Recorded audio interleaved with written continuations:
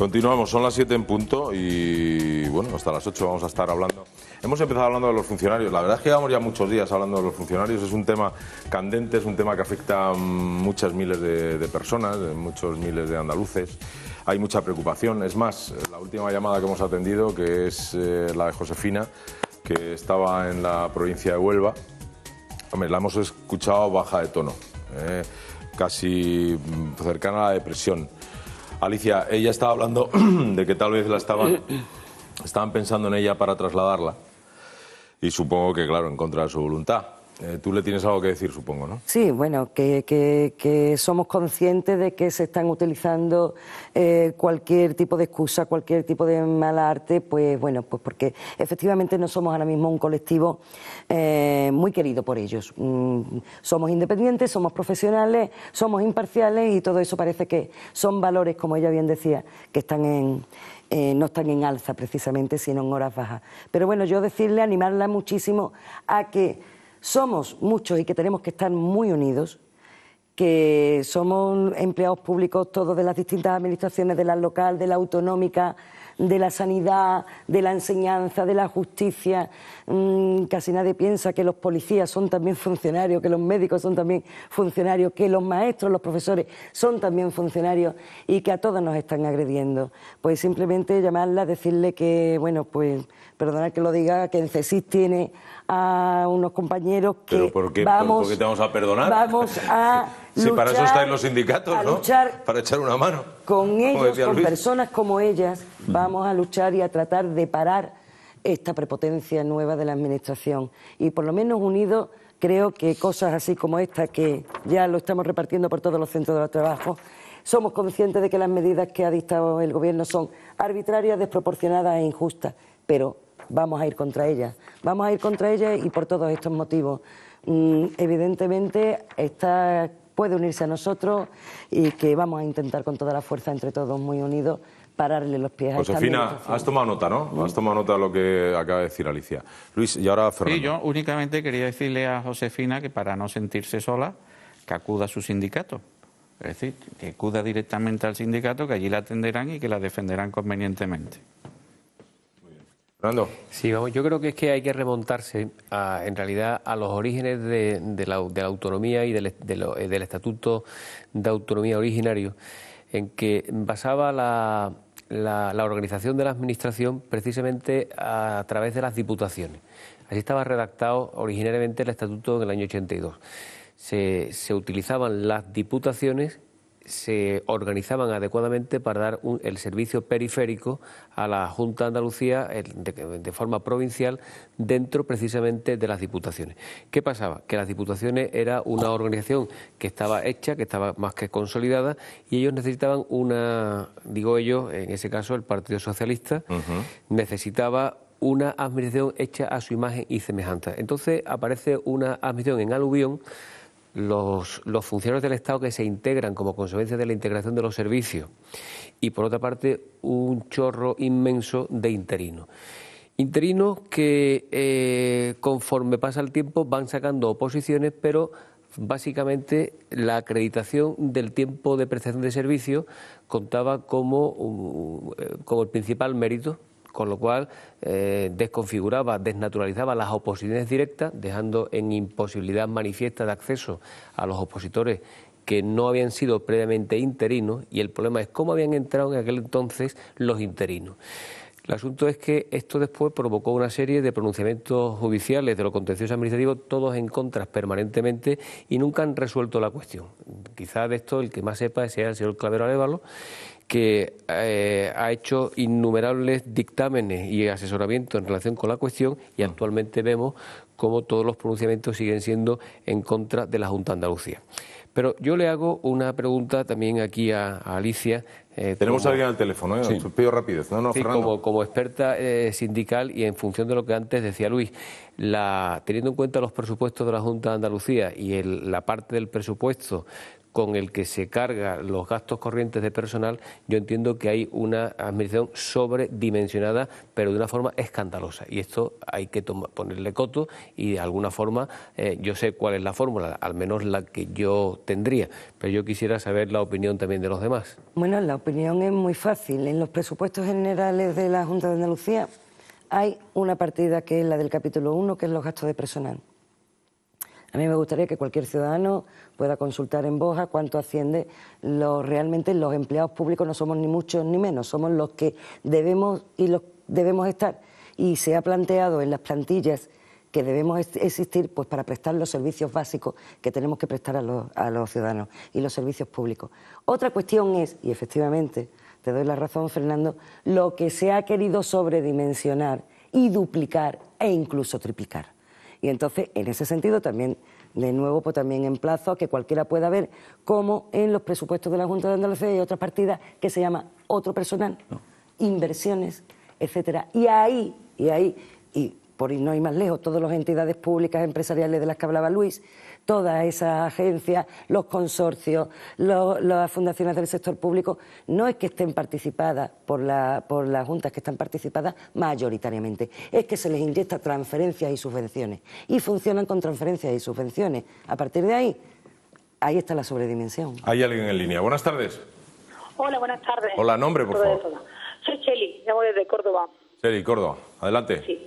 Pues mire, yo quería hacer la llamada para reforzar también lo que ha comentado antes la compañera Alicia, ya que sobre todo sobre las subcontratas que está haciendo la Junta de Andalucía, puesto que no es un tema de ahora, sino que ya viene también tratándose desde hace unos años atrás.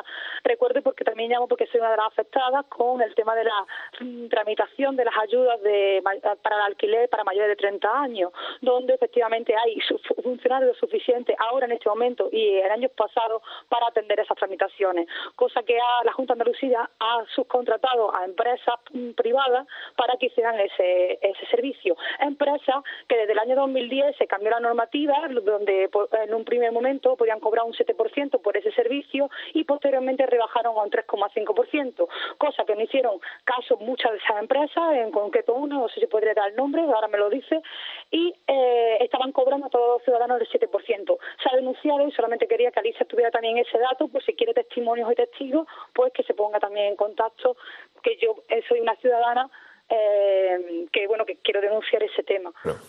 Alicia. Por supuesto que sí, vamos.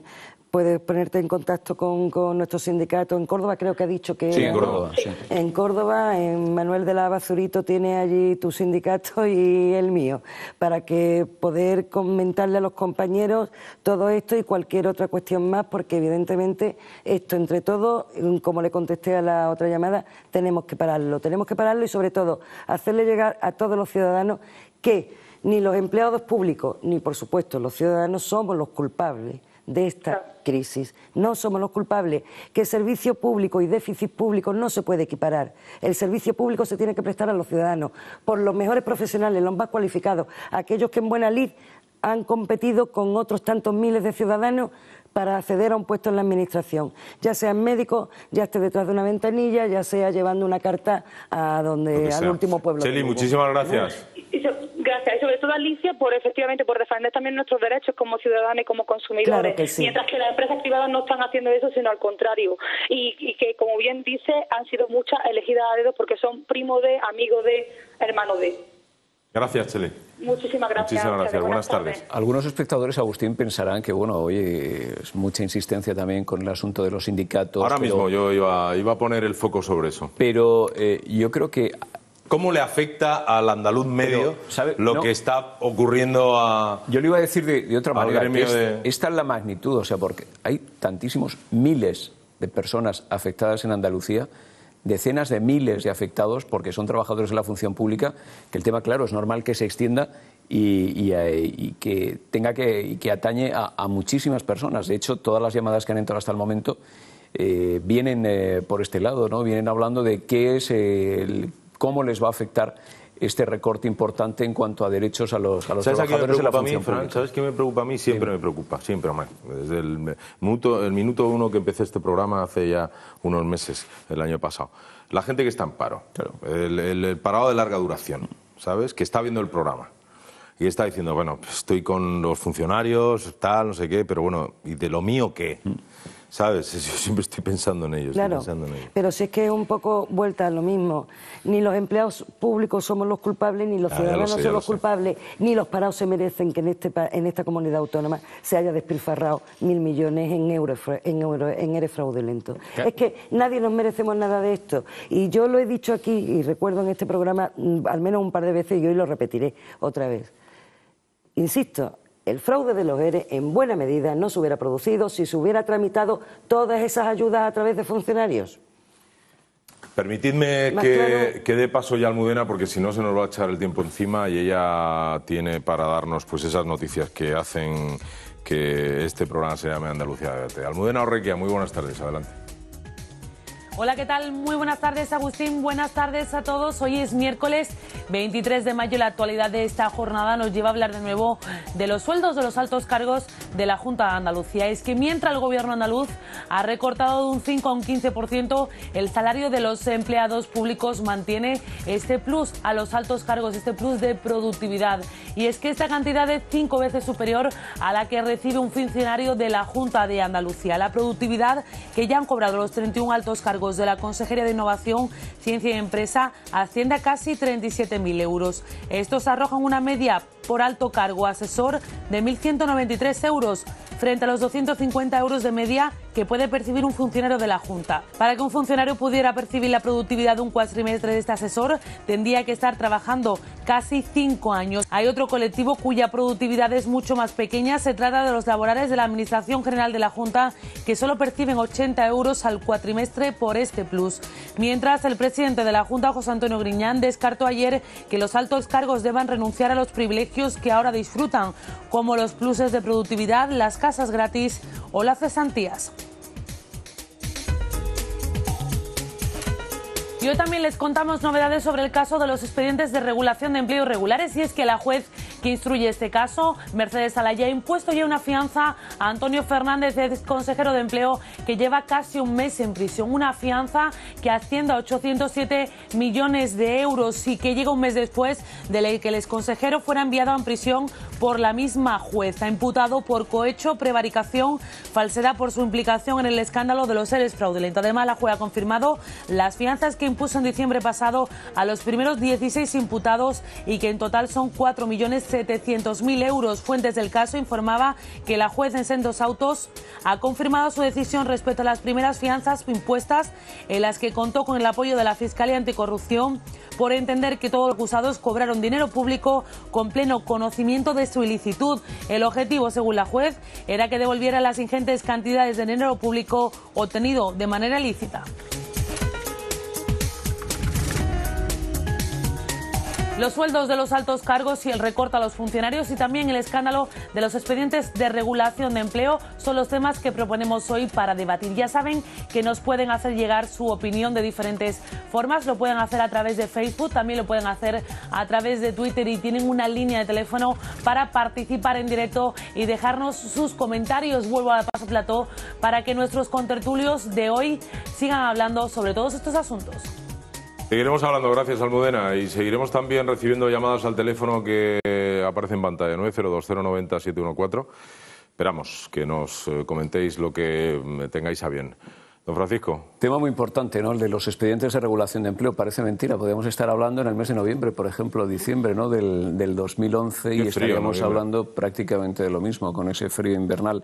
Pero sin embargo, hombre, han cambiado cosas, ¿no? Han cambiado personas, sobre todo, que formaban parte del gobierno andaluz y que ahora mismo están en prisión, están imputadas y están en prisión. Hoy es el día importante en el que se ha conocido también la cuantía, ¿no?, de esa fianza que la jueza Alaya impone en el sentido de la responsabilidad civil a Antonio Fernández, al exconsejero, más de 800 millones de... Cantidad elevada, ¿eh? Más de 800 millones de euros, menos de lo que se pedía en principio, que era una cantidad más importante, una cantidad mayor. Y un día también importante en lo político, Agustín, porque tiene lugar entre hoy y mañana el pleno, el primero, con el que debuta la legislatura del Parlamento andaluz. Y es importante porque, independientemente de un par de medidas que se adoptarán seguramente mañana y del que tendremos tiempo de hablar, uno es sobre la famosa carga de trabajo también en los astilleros en Cádiz, y otro tema también importante como el de acceso a la vivienda para los menores de 30 años. es importante porque en lo político también se va a ver cómo tercia el Partido Socialista, en este caso su responsable, su portavoz, Susana Díaz, en las medidas de poder dentro del Consejo de Gobierno, un Consejo de Gobierno en el que van a estar ya bien incrustados tanto el Partido Socialista como Izquierda Unida. Por tanto, en lo político eso, y en el caso de los ERE fraudulentos, bueno, la posición también que veremos saber qué ocurre en los próximos meses con las próximas declaraciones que están en ciernes, esa próxima interesante que será ya en el mes de julio. Luis. Sobre las noticias de las decisiones de la jueza Alaya, a mí me gustaría hacer algunas precisiones. La primera es que la fianza de 807 millones que ha solicitado la jueza es por responsabilidad civil, no es fianza para eludir la prisión provisional, en principio, esa es la cantidad que de lo que se lleva instruido hasta ahora es lo que la jueza entiende que ha sido dispuesto fraudulentamente. Es decir, el contador del ERE a nivel judicial hoy está puesto en 807 millones de euros, pero la instrucción sigue avanzando. Es una cantidad suficientemente importante si tenemos en cuenta que sin haberse dispuesto fraudulentamente de ese importe, probablemente hoy no hubiera sido necesario realizar ningún ajuste en los salarios del sector público. Es superior a los 777 millones, que es la cifra de recorte, que nos van a aplicar. Es decir, que el contador provisional en sede judicial de los ERE hoy por hoy es superior en 100 y pico millones al recorte operado en el sueldo de los funcionarios. Eso por un lado. Y después también quiero hacer mención, porque después de la polémica que se planteó sobre las críticas que el consejero de Justicia había hecho sobre la decisión de la jueza, yo he tenido ocasión de leer un poquito el tema, sobre todo noticias de prensa que hay, y me gustaría hoy poner aquí claro que no es una decisión unilateral de la jueza. Esa decisión de la prisión del consejero o del exconsejero ha sido mantenida y solicitada por la Fiscalía. La Fiscalía entiende que esa medida es necesaria porque se pueden seguir destruyendo pruebas, porque parece ser, y siempre he dicho que sin tener acceso directo al sumario es muy difícil plantear o objetivar datos, parece ser que ese intento de destruir pruebas ha seguido existiendo incluso después de haberse comenzado la instrucción de ese procedimiento, ¿no? O sea que no es solamente la decisión unilateral de la jueza, sino que la solicitud ha sido mantenida por la Fiscalía. La Fiscalía también, ¿verdad? Fernando, sí, vamos, tenemos a alguien en línea, pero Fernando y Alicia... Seguimos recurriendo siempre a cuáles son los responsables de la crisis y que quién padece la crisis y por qué tiene que afectar a una serie de personas o no. Pero lo cierto es que esto es cuestión de lamentarse, pero es lo que hay y es lo que padecemos.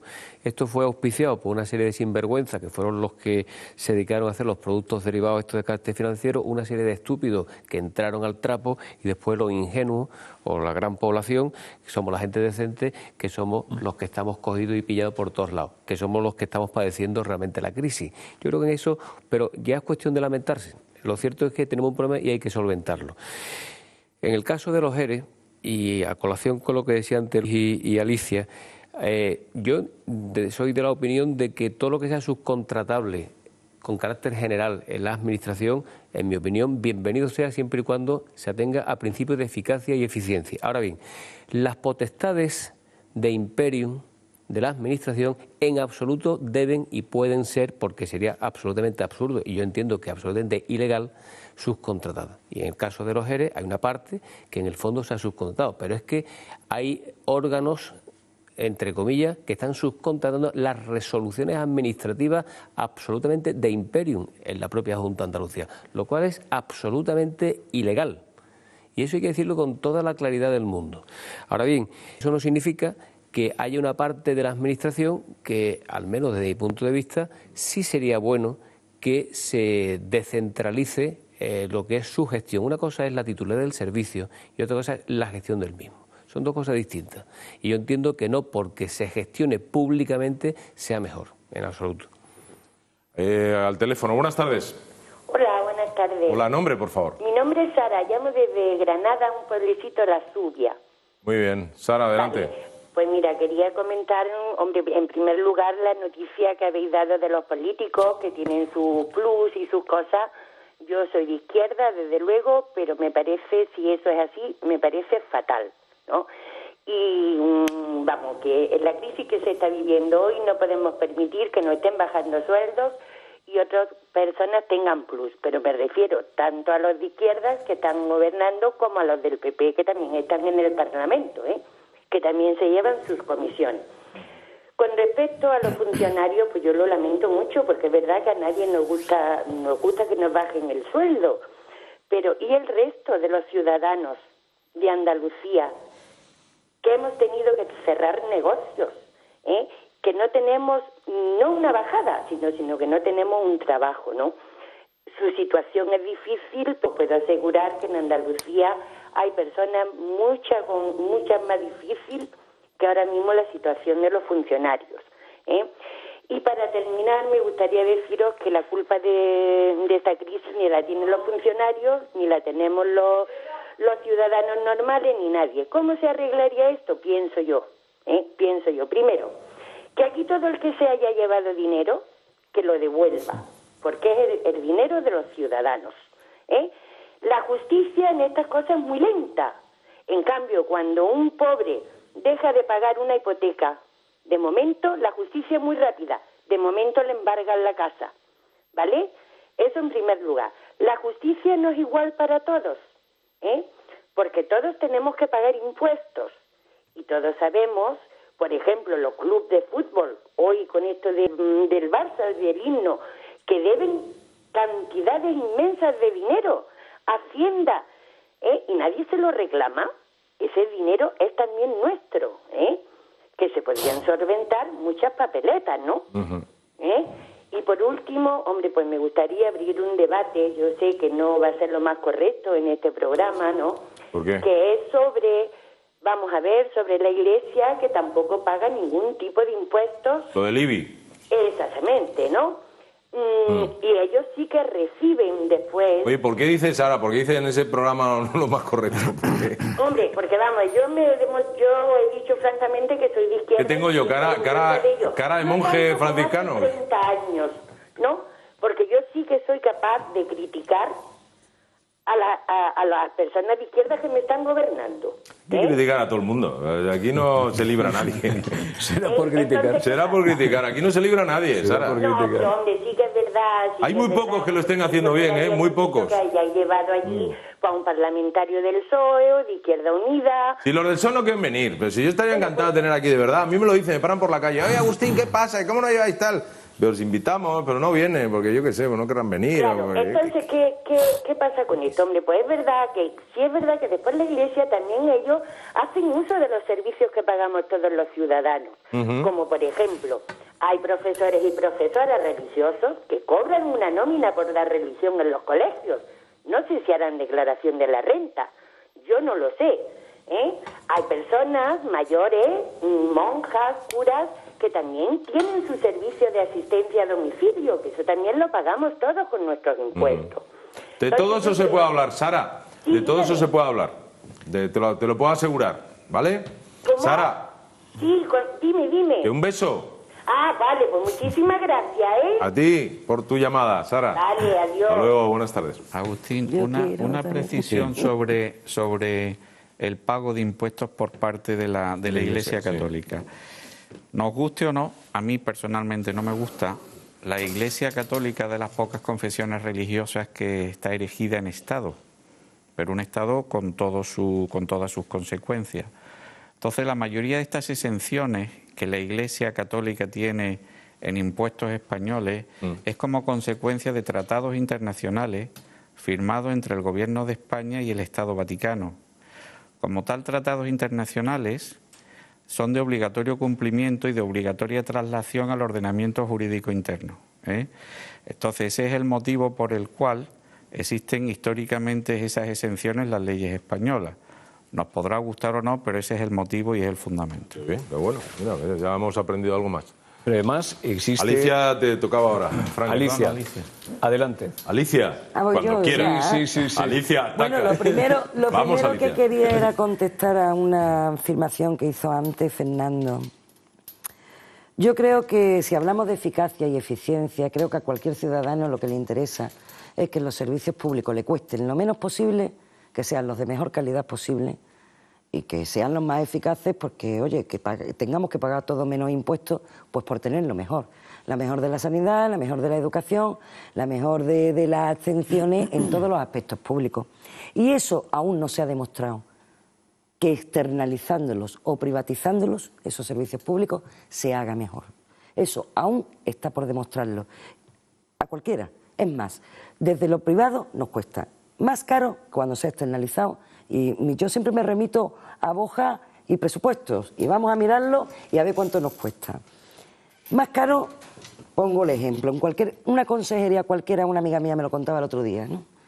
Una consejería cualquiera, una externalización de un contrato de una asistencia informática vale 120.000 euros al año. Mientras que un informático del cuerpo de informática que ha hecho sus oposiciones, pues resulta que es que este señor cuesta al año, no llega a los 30.000. Entonces, ¿de cuánto estamos hablando?